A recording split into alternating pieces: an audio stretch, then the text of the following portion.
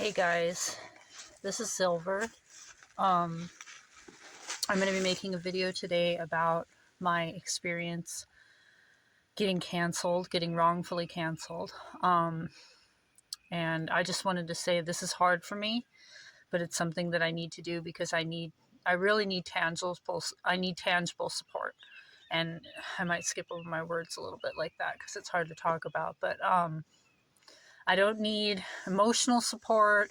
I don't need to talk about it as much as I need tangible support. So, making a video is the first way for me to seek that. And so, my experience started a long time ago. I am somebody who's been part of the West Coast goth, industrial, and EDM music scenes for a very long time. And this story goes back about to around 2015 when I owned a piece of property in the Santa Cruz Mountains, and I used to have healing dance and music events, and I had a healing center, and I used to help people heal from all kinds of different physical illnesses and help people get off drugs and get out of bad situations and stuff. And I was like the medic in the scene in a way. And I always would bring my RV and cook for everybody. And I would bring blankets and water and food and give emotional support to people and help defuse conflict between people and stuff. So, like, that was pretty much my role. And I'm a quarter Native American and was raised in Montana, and my reservation was in South Dakota. So I'm actually trained in the Lakota Oglala medicine and have learned from all kinds of tribes from all over the world. So that was sort of my place. And in the goth industrial community, I did a lot of like helping people with aftercare and stuff like that too. So I counseled a lot of people, and I even volunteered to take care of people when they were sick, and stuff like that. Learned a lot about holistic medicine from holistic doctors, and I've worked with real doctors too. Anyway, the point of the matter is I just want you to get kind of an idea of my life. And I had a husband, and I am an artist and with a successful jewelry business on Etsy that managed to get 8,700 sales. And I would vend my art, embroidery, jewelry, fashion, and stuff at events as well. And I had a lot going on. I was working like 60 to 80-hour weeks. I eventually ended up throwing a festival called the Coexist Festival. And my husband, who always was schizophrenic, sort of lost his ability to maintain and became violent, and we ended up separating. And I had been sort of hiding his illness from everybody because I didn't want everybody to look down on him. And he managed to turn a lot of people away from me. And then, oh boy, it's hard to even know how much to tell, in this story without making it too complicated. But he turned a lot of my friends against me, which left me with like no support. And we lived in the middle of nowhere, and I can't drive because I've always been disabled. I've always had some level of a heart problem and neurological problems, physical problems. So being able to work that hard and stuff it was difficult. But at the time I had a life that would sustain it. And my injuries and my illness had not become that bad yet. But through his abuse, it got worse. Until eventually I got so sick that I eventually couldn't work. And I was stuck in the middle of nowhere and couldn't drive, no bus or anything like that. So I had to rely on people for rides, and I had nobody that wanted to help me for a while because my closest friends all turned against me because of lies that my ex-husband told about me being abusive. When I admittedly was being controlling at the time because of his extremely erratic behavior. And there are things I wish I would have done differently, but I didn't do anything unethical, abusive, or illegal or harmful. And the judgment of everybody not wanting to help me ended up putting me in a situation where the only person I could really rely on to get into town and get supplies and things like that was my best friend at the time. Um, and his name was Connor, and he lived down the street. And I knew he was a unstabilized person with he tended to have a drug problem. I didn't know how bad it was, but I had been trying to help him. He had been somebody who came to my healing center from time to time and stuff. And he ended up being the only person that I could count on because of what happened with my ex-husband. And I had to rely on him for survival reasons. There was no other way I could do anything. And then uh, he kind of wouldn't leave me alone. And he became very attached to me. And I think it was sort of a pity move. I dated him for a short amount of time. And that ended very quickly because he stalked me and wouldn't leave me alone, would come to my house without permission. And so I tried to break up with him. And at the time, I also I was having really bad health problems. So I decided to do a GoFundMe with my community because of the fact that I had done so much for my community that I figured everybody would want to help me. And I was getting some support too at first. I ended up getting a total of $6,200, which isn't that much. And that was in 2017. Um, and I So then my ex-husband came back into the scene and started telling everybody that I was lying about being sick, and that the reason why I was sick is because I slept around and had STDs. And I'm, I'm kind of sexually, I'm somebody who doesn't sleep with people, and that's kind of something that most people who've known me have known. I'm not that kind of person at all. I'm quite the opposite of that kind of person. And so that harmed my reputation quite a bit. And then people started not wanting to help me. And I started sticking up for myself. People put in a fraud case with GoFundMe, which I was able to overturn. I'm a very smart person. I have a high IQ and I do a lot of studying, and I've taken a lot of classes. So, I've studied a lot about law, psychology, neurology, biology, humanitarianism, civil rights, so I know how all these things work with systems and all that kind of stuff. I was always somebody that was helping other people stick up for themselves in the law and stuff like that. That was something else I did in my communities. And so, I was able to prove that I wasn't fraudulent, and nobody paid attention. It was really strange. And so there was people that were jealous of me in the communities, I think, because I was very popular. I'm also a singer and a dancer and a musician, a DJ, remix artist. I was very popular, and a lot of people were jealous of me. And I think those people that were jealous of me happened to be the people that also joined into the canceling of me, so to speak. So it got to the point where um, Connor wouldn't leave me alone. Nobody else would help me. And he ended up kidnapping me several times. Raping me, drugging me. And I was so out of it at the time that there was nothing I could do about it. And I was in the middle of nowhere. And I know it's hard to understand, but I already had criminal cases going against my husband at the time. And the police don't really understand how to deal with compound cases like this, and especially in rural areas. I've always reported everything. Sometimes you don't have enough evidence. And it is possible to especially in a human trafficking situation, become so sick and so out of it and brainwashed and everything that you're not even able to make the report.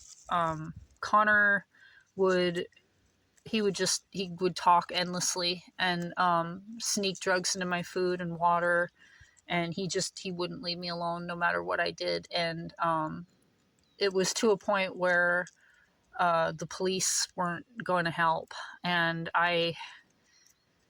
this is so hard to talk about, to be honest. And I couldn't do anything. I really couldn't do anything. And he would wait until I fell asleep or was so out of it that he would carry me and put me in his car and take me places in Southern California. There was one particular time he took me to this camp out with people playing music, and um, the only I was so sick I couldn't get up. The only water I could get access to had drugs in it, and I blacked out. But it's like I remember it, but there was nothing I could do about it. But this is just one of many times. He raped me a whole bunch of times, and allowed his friends to as well. And there's just so much about this situation. It's hard to remember everything. He would borrow money in my name from people saying like it was for me and stuff, but I wasn't like present for it and didn't spend the money, and those people blamed me too. And it was like I was so out of it. Imagine somebody talking for 16 hours a day. I was like, I was twitching, I was having cardiac problems, I couldn't sleep. And yeah, that went on for years, actually. He wouldn't leave me alone. I didn't, and I actually really could not get out of that situation. I got down to about like 70 pounds at times. Would go without food and water for weeks and just be left in a trailer in the middle of nowhere. And then he would come back like he was rescuing me, And he would, if I ever went anywhere, if I went to an event, he would show up there. And it was just like, it wasn't that I didn't take steps to try to separate from him, or it wasn't my fault. It's just what happened. And, after you have been kidnapped and drugged and raped and tied up and trafficked and all these things, I can't say that you're going to be mentally stable after that. And so I over communicated, to a lot of people in a lot of directions. And if I hadn't done that, I wouldn't be alive right now, because people saved my life. And I think part of me also was like, I was partially programmed to kind of not participate in the legal system as much back then and try to work things out. I'm not able to live in shelters and stuff like that because of my disabilities, and the police were very dismissive also. And I didn't understand how to press issues enough back then. And I'm just now getting to the point where I might have the courage to do it. The reason why I'm making this video now, even though that happened all the way in 2017, is for one, I continued to get trafficked and labor trafficked, exploited, neglected, and abused ever since then, to the point where I'm still in a bad situation and I haven't been able to escape because I can't live in shelters and I don't qualify for anything that would help me. And I know that's hard to believe. It's probably pretty mind-blowing to some of you, and you probably think I missed something, but I didn't. I went to school for years. I called every possible number. And I have specific needs because of trauma physiology. Actually have a cranial injury. My head is kind of caved in right here, and that really makes things disorienting. And I'm very much not able to live a stressful life, and it makes it so that I can't function under pressure. And good luck finding a situation that's going to help you rehabilitate without pressure. So Connor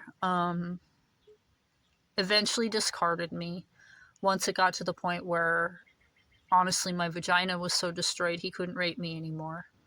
And at this point, my ex-husband had convinced everybody in my community that I was a prostitute that was sick because of STDs, which I never got a dirty test on an STD ever. And everybody stopped supporting me and stopped talking to me and disappeared out of my life. And I lost all my friends from the goth industrial from community, from the EDM community. It was so bad. I had people blowing up my phone, people posting about me endlessly online, like hundreds of times. Um, if I went out to a show, people would corner me and bully me, um, to the point where people were, even some people were driving past my house. Specifically, this guy, Steve, who passed away recently. He used to be my friend, so he would come out and drive past my house, knock on my door for hours. And he was a cocaine addict too, that I had been helping previously. And needless to say, I'm not helping drug addicts anymore. I mean, I'm not in a position to really be healing anybody much these days anyway. But it's just like I practically gave the shirt off my back to all these people. You know what I mean? Like, I was so generous. Making $25,000 a year, I spent $10,000 on it, on this healing community that I had. And so Connor, when Connor left, then he went and told everybody that I was abusive as well, which compounded the fact that my ex-husband also said the same thing. So just because everybody heard it twice, they assumed it was true. In fact, I have recorded evidence proving that Connor abused me, and nobody would pay attention to it. That's the thing about cancel culture. Once everybody decides something, they're not going to pay attention to the evidence. They didn't pay attention that everybody tried to put a fraud case on me, and I was able to prove that I actually am sick. I kept my GoFundMe going. Nobody would donate anymore.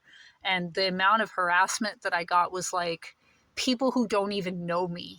Like people who don't even know me, making posts about me, messaging me, people I don't even know texting me, cornering me at parties. Like, it was awful. And I can't say that it ever went away. That's the other thing too. So after Connor basically passed me on to another guy to rape and traffic me, who passed me on to another guy to rape and traffic me. And I narrowly was able to get out of that situation because of a good friend. But I couldn't work.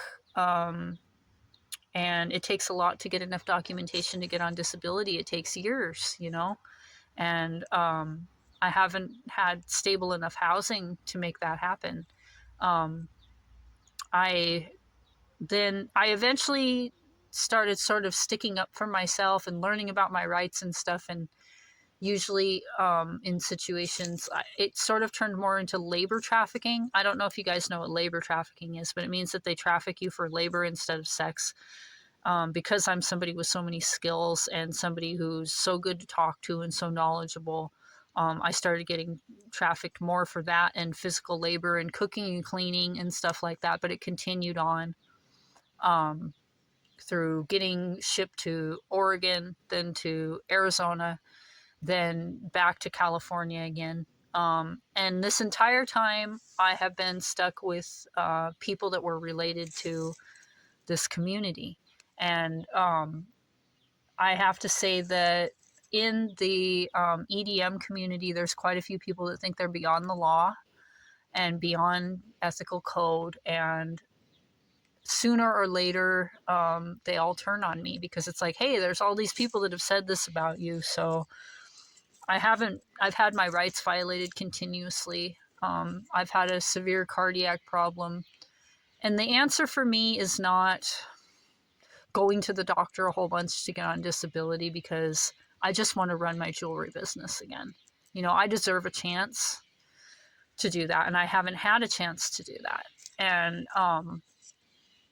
I haven't really ever had a chance to even be stabilized enough to properly make reports, because you can't think straight when your housing isn't stable, when you're getting abused, when your heart is destabilized, and all of these things have affected me. Trauma physiology means that my body reacts to stress. My body reacts to interpersonal stress, to people's emotional reactivity. It makes me physically shut down. Like it causes me pain and injuries.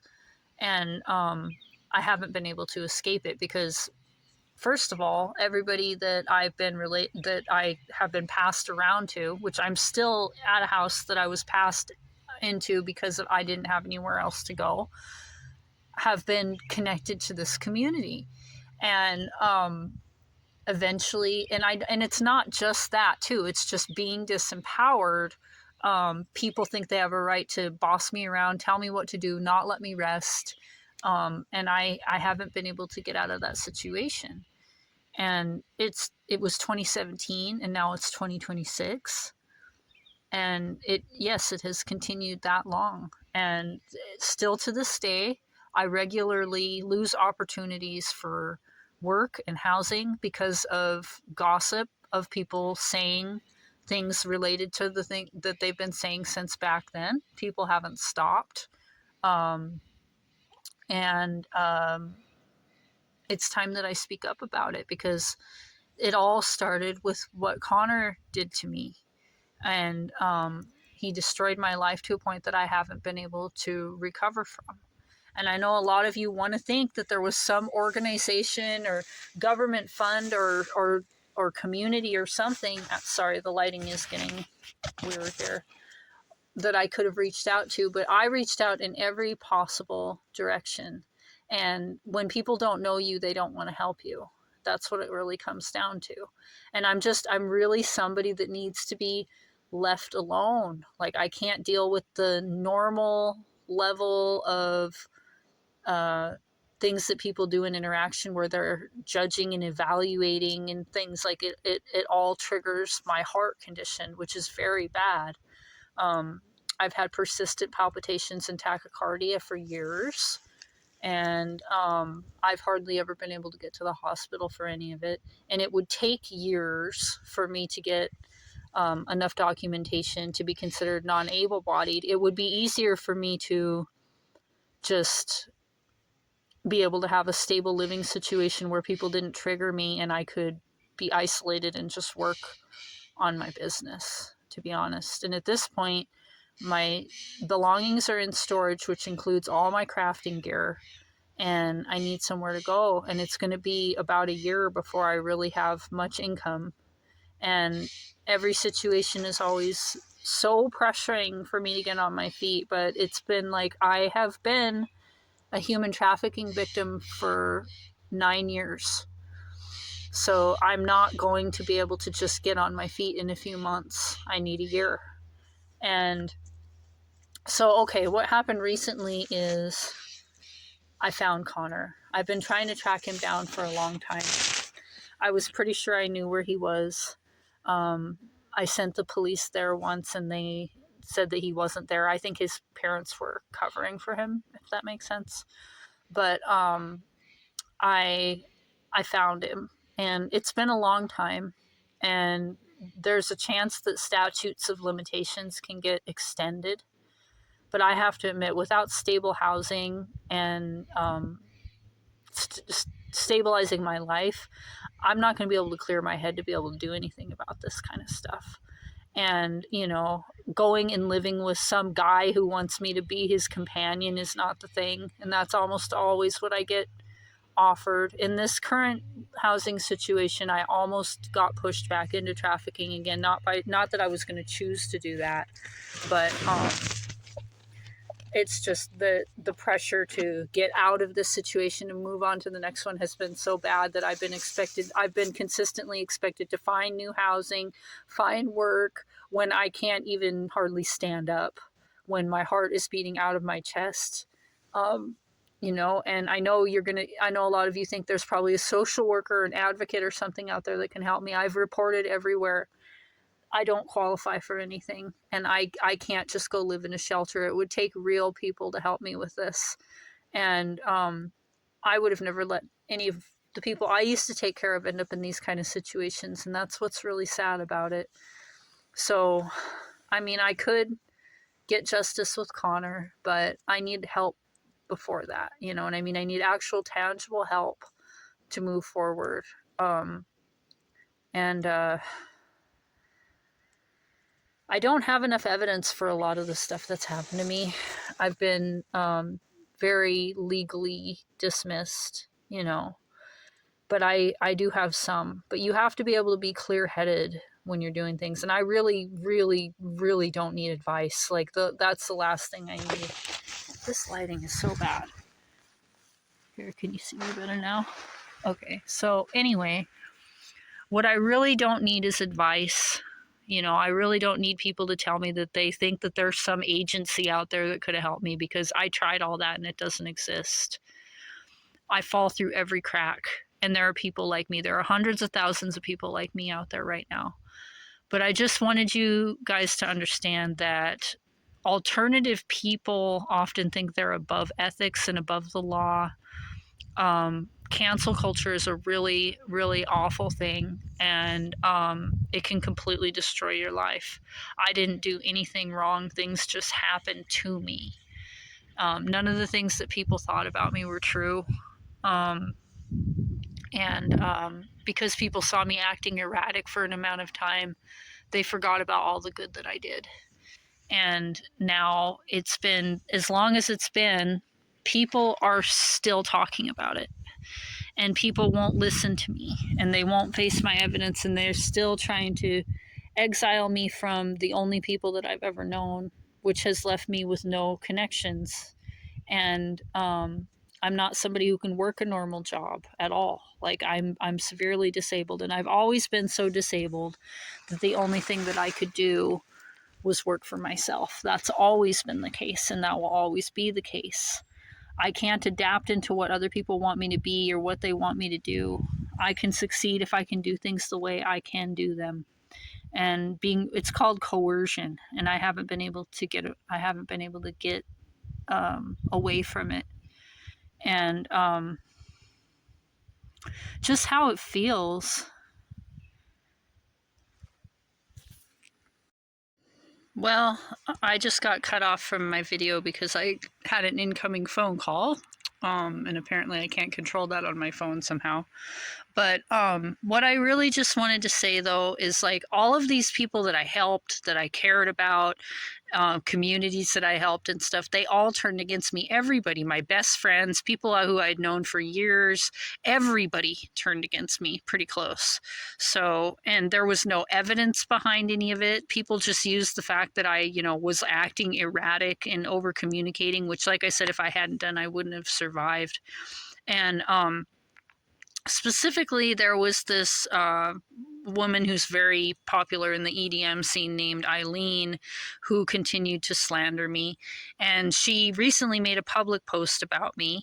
And this was because that guy, Steve, that I talked about, that stalked me and drove by my house and knocked on my door and told all kinds of lies about me, he passed away. And they decided to sort of idealize him. And we're talking about a narcissistic, violent abuser that had restraining orders, that had a restraining order placed on him by his ex-girlfriend, that he never quit stalking and harassing her. She's decided to turn the corner and like pretend like he wasn't abusive since he died. But this person is like, Steve is somebody that they like put on posters and they put on TV screens, and they're trying to idealize him when they canceled me. So I felt the need to try to get a hold of Eileen, and I wanted to tell her that that I didn't think that this was a good practice for people to be idealizing this drug addict. And she got very mad at me. And then she made a public post saying that I had been stalking and harassing her for years. And what that means is getting a hold of her to say something in private or in public without being told to go away once every couple of years. So everybody's all in an uproar again about how terrible of a person I am. And I've been quieter than I should have, and I haven't, done anything legally as much as I should have because I haven't had the capacity to. And honestly, I've had quite a few near-death experiences. Even still, my condition is what's called a sawtooth condition. So that means that, I can be really good one second and really bad another second, and I never know how that's going to go. So, that being said, I've had a lot of times where I've been very malnourished and very my heart been very dysregulated for a long amount of time and not even been able to, do anything about it. So I've had a lot of close calls, when you have persistent, what's called tachycardia, which is a really fast heart rate for a long period of time, your heart can give out. And it's a lot of pain in my chest, and it's difficult to deal with. And so anyway, yeah, I have a lot of pain from those people, and it never stopped. They still go around telling people I was abusive, and I still lose opportunities because of it all the time. And at this point, I've gotten to the point where I tell people, will you please just tell people what people say about me? And at this point, people just say, oh, you know her, you know how she is. And it's like, how I was for an amount of time when I was going through really hard stuff and over communicated after really bad stuff happening to me, that nobody even wanted to investigate and find out what it was. And everybody just forgot about that 10 years where I did all that really nice stuff for people. And I just wanted to say that as far as cancel culture goes, it's one of the most evil things that I've ever experienced. And it's not right for a bunch of people to turn against somebody just because other people are. And it's really important that people realize that gossip in itself is illegal. If you say something to somebody that ends up not being true, and that blocks somebody from a work opportunity or a housing opportunity, or even exiles them socially, that's a civil rights violation and a human rights violation. And people need to quit thinking that they can just go around saying things because other people said them. And at this point, it's gone on for 9 years for me. And I would like a chance to be able to rebuild my life. And I think that I deserve that. And people have gone out of their way to make sure that that isn't the case, because I'm too disabled to attend events or be really social. So I don't have any way to rebuild myself with, not being able to make money. I want to rebuild my business, but every living opportunity puts me under so much pressure that I can't heal and do that. So I don't want this to happen to other people, which is why I went to school to learn about civil rights and human rights. And I want to become an advocate. And I have a foundation that I'm trying to start called Ascent Phoenix that wants to help people with that, because there are a lot of disempowered people that deserve a chance to be able to rebuild their lives. And the system as it is doesn't provide it. And even communities as they are don't provide it, because a lot of people are just afraid to open up their homes or help people. And in my case, I think pretty soon I'm going to post that evidence. I recorded him a bunch of times with his consent. He was so out of his head that he didn't even understand that what he was doing was wrong, and that doesn't make it any less wrong. And I found one of my first abusers, and I want to see if I can do something about all of this, but I have to be able to survive to do that. So anyway, thank you everybody for listening.